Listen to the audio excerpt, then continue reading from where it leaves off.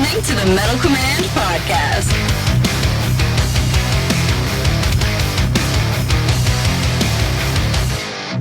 Greetings, everybody, and welcome back to the Metal Command Podcast. Tony here with you. Today, I am here to talk about Master of the Rings by Helloween, which came out 29 years ago this month. 29 years ago. And I consider this one of the most important albums in the band's career. One of the biggest turning points in their career, which really set the stage for what they are doing now. Almost 30 years of consistently good releases, and of course, the awesomeness of Michael Kiske and Kai Hansen rejoining the band, which I consider probably the best thing that's happened in the heavy metal scene in the last 10 years. But that's for another podcast. But this is probably one of the biggest turning points in this band's history. Now, the band has had many turning points in their history that's made the band better. Michael Kiske joining the band, obviously, for Keeper One, was huge and instrumental in really helping establish the band, establish their sound, their reputation, and what they are known for. Sasha, I think, joining the band was a huge turning point for the better because they found a guy not only that is a very good guitar player and songwriter, but he gels so well. He had really good musical chemistry with everybody. And obviously, since he joined, he's been a staple in this band ever since then. Then, of course, another major big turning point is Kai and Kiske rejoining the band. But Master of the Rings is also considered, I consider it one of the most important turning points and one of the most important events and albums this band has ever put out. Now, is Master of the Rings my favorite album by them? No. But it really set the stage for what was to come. And I'm going to give you guys some perspective and a little bit of a history lesson on this. So, let's talk about Helloween up to this point, right? They had the two Keeper albums. And then you had Pink Bubbles Go Ape. You had a lot of legal problems, actually, after the Keeper 2 album came out and the tour and everything. A lot of legal problems with their old record label, Noise Records. It's a very well-documented thing. I'm not going to go into detail on it. There's a book out about Noise Records. I believe that was published a few years ago. And there's a lot of stuff on the internet about it. So there's a lot of stuff you can go into. I'm not going to go into it because it's just so well documented out there. But they had the legal problems. Then Kai Hansen left. And then Roland Grappow joined the band. Now, Roland had some cool songs on Pink Bubbles, like The Chance, for example. And then they had, Kids of the Century on that album. But to me, I think it's the worst Helloween album. It's the worst one they've ever put out. Probably the worst production on any of the albums. And it was a band that sort of lost their chemistry in a sense. That's how I feel about Pink Bubbles Go Ape. Chameleon came out. Actually, Chameleon had the songs of Chameleon sound great. But obviously a lot of fans weren't into that because it was much different. The music was nothing like what the band established themselves on. And what Helloween really is, it's a combination of really epic power metal songs and straight up rock songs. That's really what they have always done, and that's when they've been at their best. Chameleon wasn't like that. In fact, I remember Michael Kiske once telling me in an interview that Chameleon was like a 3-man solo album. There's some cool stuff on that record, but obviously fans didn't dig it. I actually like Chameleon, but a lot of fans weren't into it. A lot of people like it more now, 30 years later, than they did back then. I can tell you that a lot of people have more warmed up to that album since then. But back in those days, it was really a low point for the band. Okay. So obviously Kiske's not in the band anymore. Obviously Ingo's gone. They had a fill-in drummer for a little while. He's gone. So they needed a new singer and a drummer.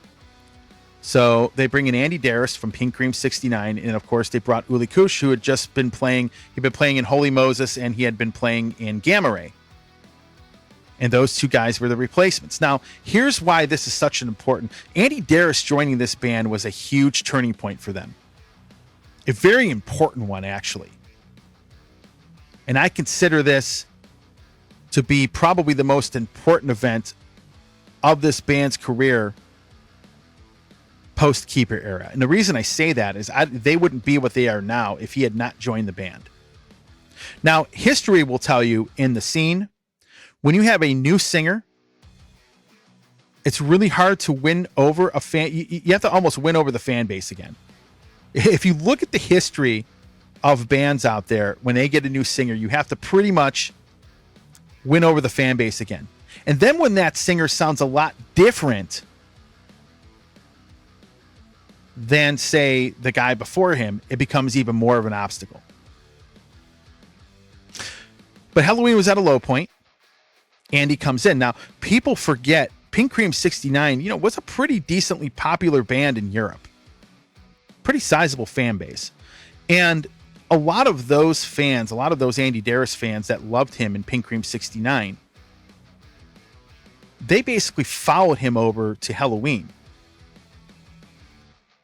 So just him joining, he drew interest from that fan base. Pink Cream 69 is a little bit of a different band. It's a much different band than Helloween is. But he brought that interest with him. Okay? Andi is also a brilliant songwriter. And you will hear people that will talk about that. Michael Kiske said it in the interview. The interview that I did with him, back August of 22, that was one of the first things he said when I talked about him and Andi, working together. He said Andi's a terrific songwriter, and he really is. So he brought that other element back into the band, because before, the musical chemistry really wasn't quite there in Pink Bubbles and Chameleon. Like, if you watch the band on stage now and you watch Michael Kiske on stage, it's much different. It's much different. There's a chemistry there. There's definitely a chemistry between Andi and Kiske, not only in the studio, but live. But Andi Deris and Michael Kiske are much different vocalists as well. Not in a bad way. It's just the way they sing. Their voices are different, which to me is a big reason why they complement each other so well on stage. But back then, he was a different sounding singer. But what they did on Master of the Rings, Wyke always called this, at least when he would talk to me about the album back in the day, he would say it was more of their American sounding album. But one of the things they did was they went back to what made Helloween great. And what made Helloween great, especially on the Keeper albums, is you had these epic power metal songs and straight up rock songs. You really did.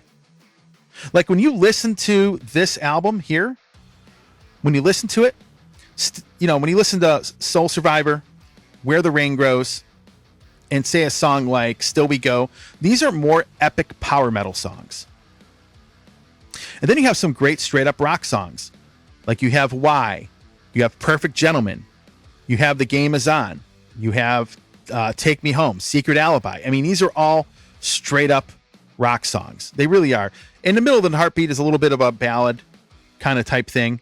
Whereas Mr. Ego's kind of, I wouldn't call it a straight up rock song, but it's a little bit of a longer track on there. But they went back to the formula that made them great.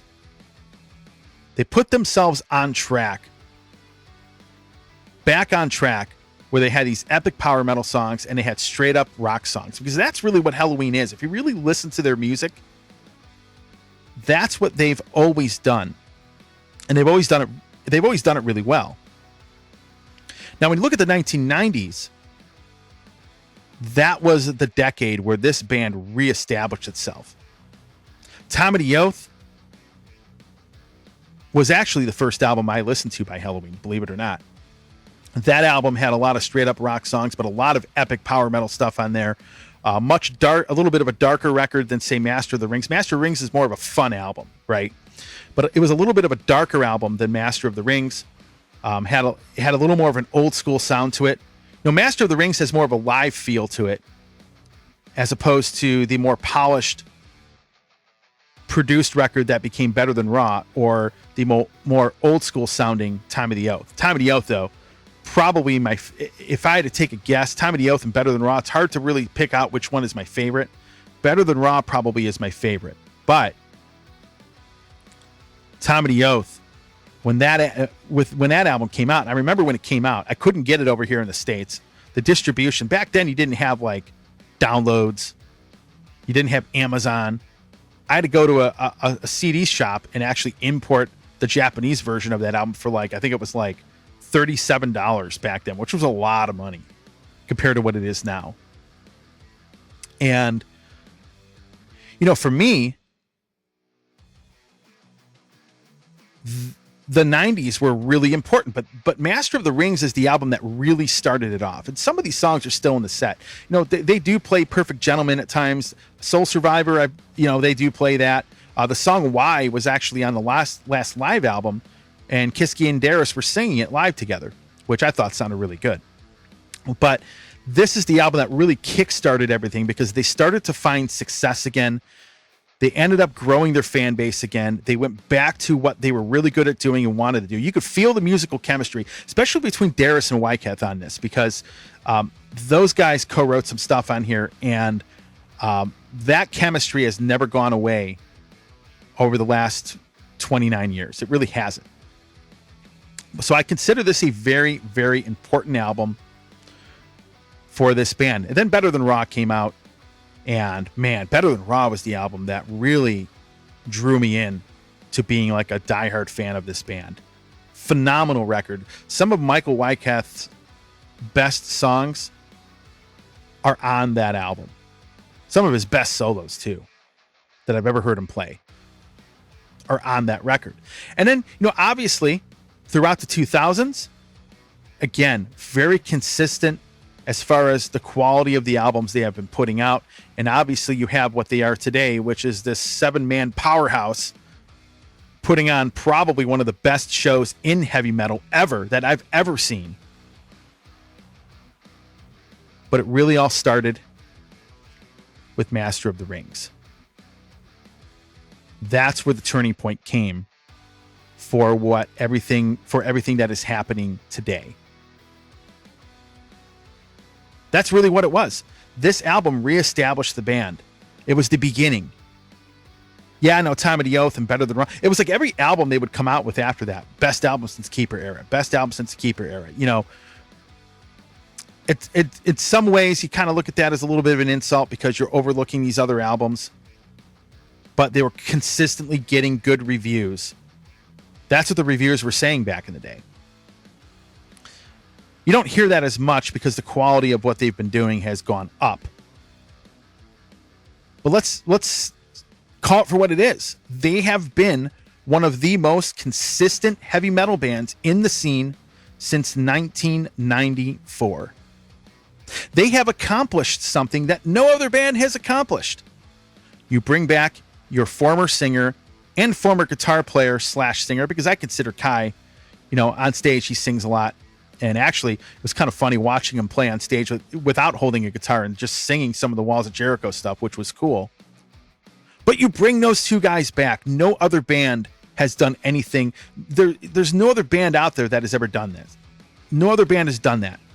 When you look at what they are doing right now, I think Helloween is at their peak right now. With the lineup that they have, especially from the live setting, it is unbelievable. When you have two phenomenal singers getting together on stage, doing what they are doing. I mean, listening to Andi Deris and Michael Kiske sing Keeper of the Seven Keys together is absolutely one of the most mind-blowing things I've ever seen on stage. It is absolutely phenomenal. One of the greatest things that's ever happened in the heavy metal scene in the last 10 years, maybe possibly ever. One of the greatest things ever. Because nobody's done what they've done. I know Anthrax talked about doing it, getting Joey and John singing together, but it never happened. The egos wouldn't allow it. But I'm going to tell you what Helloween does a great job of. And one of the things that has really helped is, number one, here's what I'm going to say. Number one, they have a great product. They have great musicians and talent and songs. If you don't have the music and you don't have the musicians and you don't have quality songwriting, you don't have anything. Right? That's like the first thing. The second thing is the ability to get along and allow it to work. And then the third thing is great management. They have great management. That is a lot of people don't realize how important that is in a band's career. But they have great management. So they have these three things that are so vitally important that make this work. And folks, it all started, the turning point started here, 1994. This is the album that really began that climb to success in reestablishing this band. I went back and listened to this the other day. Man, you know what? I ended up, I was kind of in a down mood, but this album put me in a good mood. It's a fun record. It really is.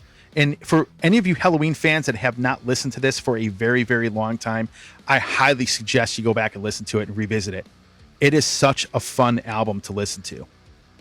And it brings back a lot of memories. It really does. And I think the band's going to continue to be successful. But this helped reestablish them. Obviously, it's a little bit of a different lineup. It's a different lineup than what they had on there.